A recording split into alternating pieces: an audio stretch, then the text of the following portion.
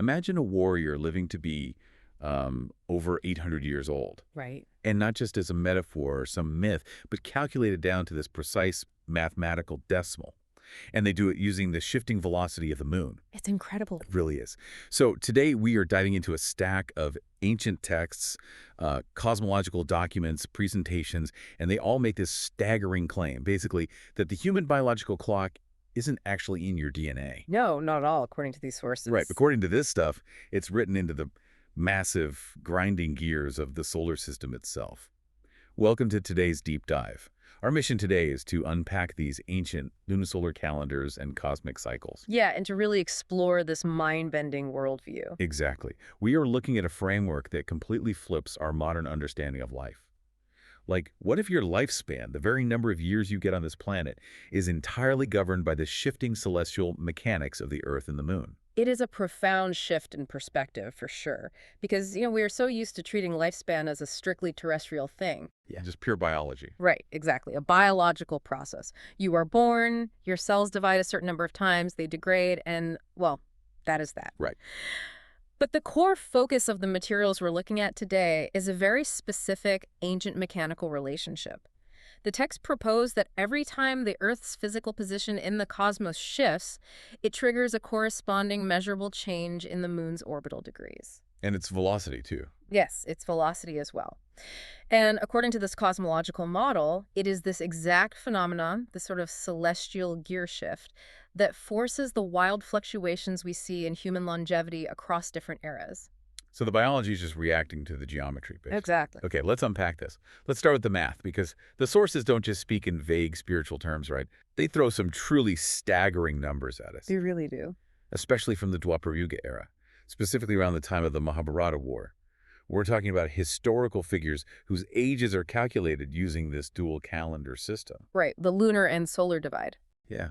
For example, the texts state that Krishna was 71 in lunar years, but 334 in solar years. That's a massive difference. Right. And Bhishma, one of the major warriors in the epic, is listed as 170 in lunar years, but a massive 801 in solar years.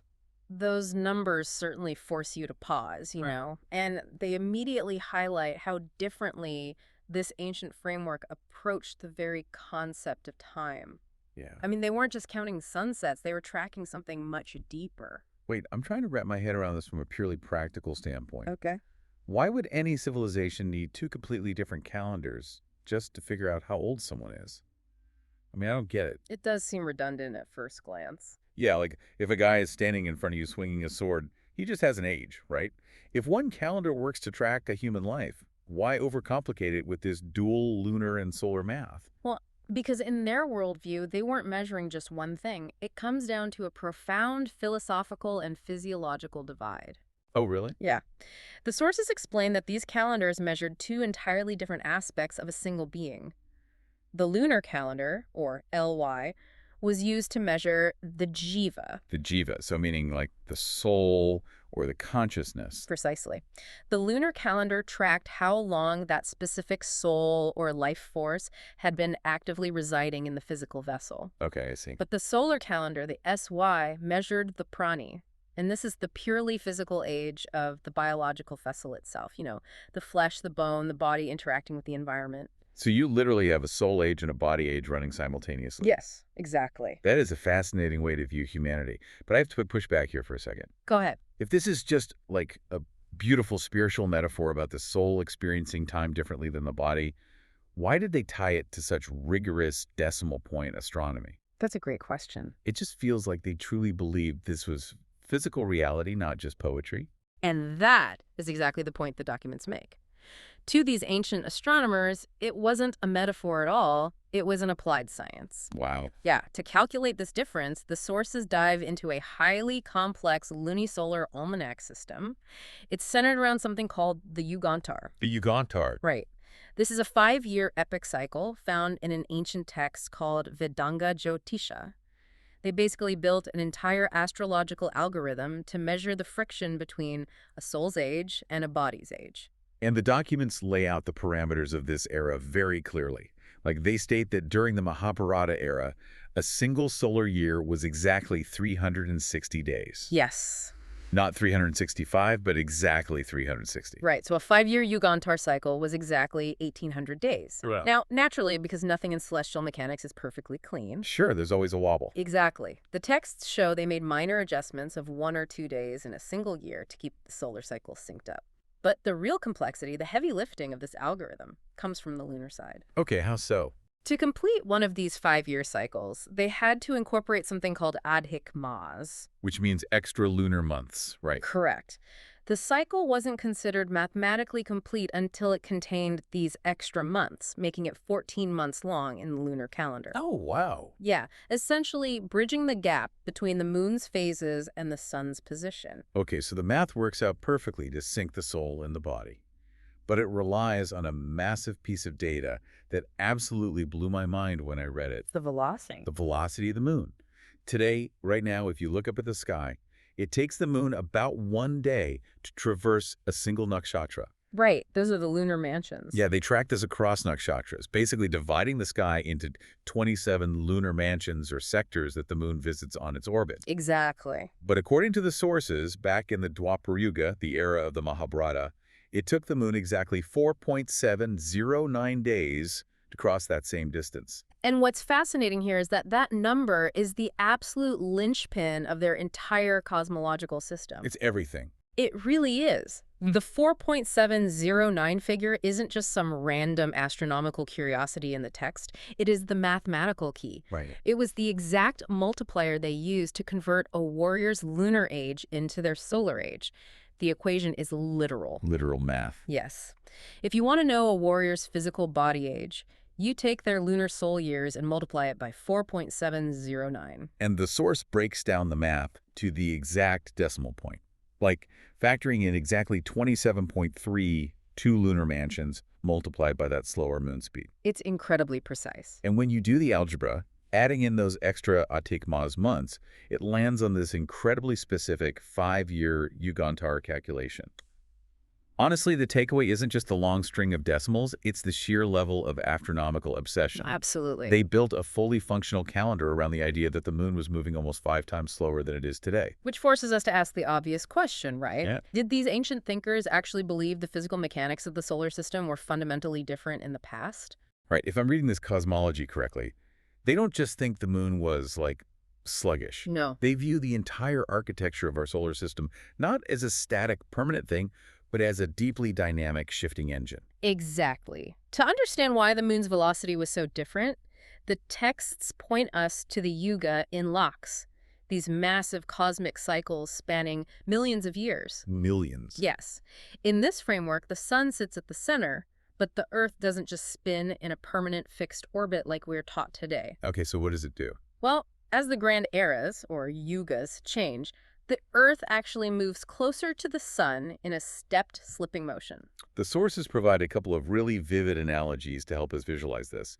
First, they compare the solar system to an ancient yajna-kund. Ah, yes, the fire pit. Yeah, traditional stepped fire pit. If you picture this broad, wide outer base, the Vedi, that represents the Satyuga, the Golden Age, the Earth's orbit is at its absolute widest. Right. Then Treta Yuga is the first step down, slightly narrower. Dwapara Yuga is the middle step. And Kaliyuga, the dark age we are supposedly in right now, is the highest, narrowest step right near the center fire. It illustrates the constriction of the orbit perfectly. I mean, the Earth is literally stepping closer to the heat and the gravity of the sun. And for more mechanical analogy, the source compares this to a bicycle gear system. I love this one. It's so good. Imagine the sun is the center pedal axis. Yay. Satyuga is when the bike chain is on the absolute largest gear, furthest away from the center. Makes sense. But as the millions of years pass and we reach Kaliyuga, that chain has been shifted down to the smallest gear. Oh.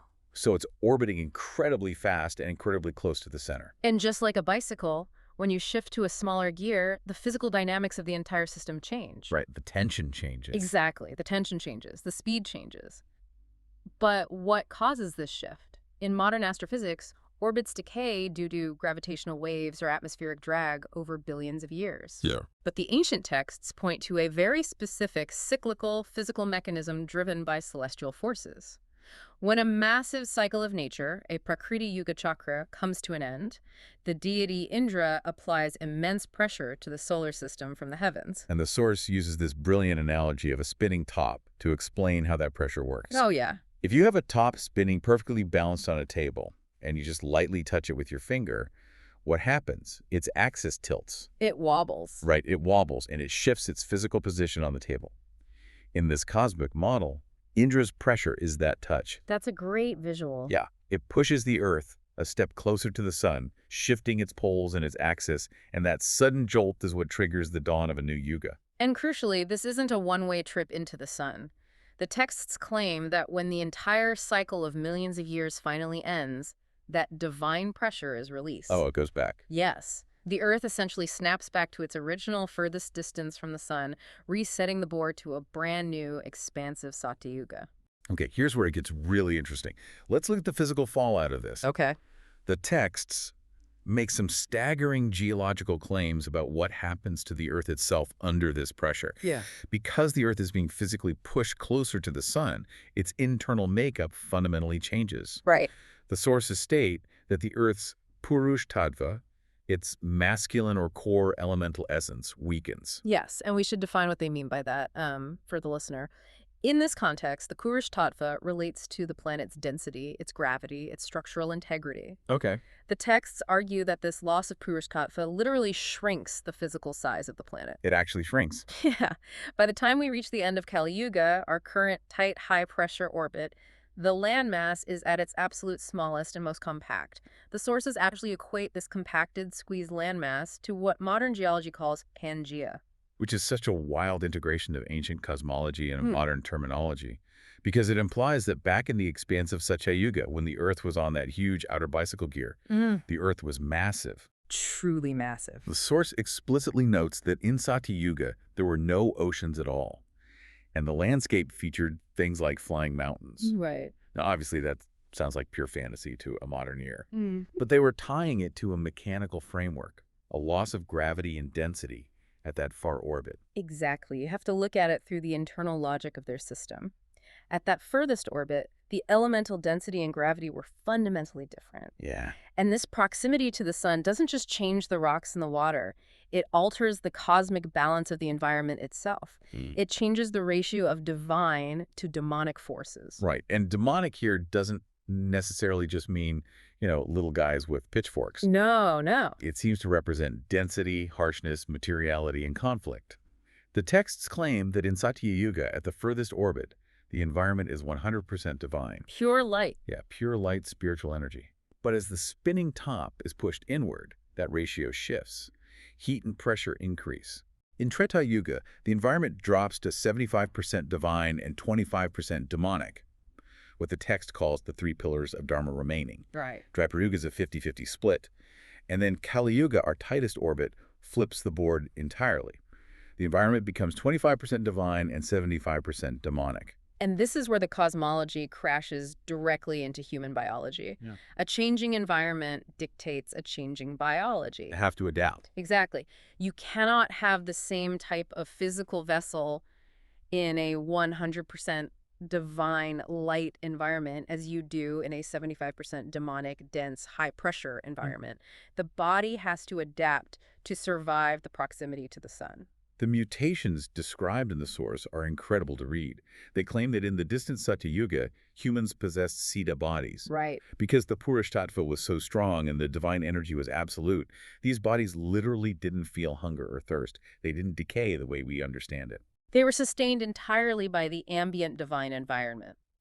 But as the Earth steps closer to the sun and the environmental pressure increases, the biology degrades, or rather, it hardens. It gets denser. Yeah, it adapts to the denser, harsher reality of a 50-50 or 25-75 split.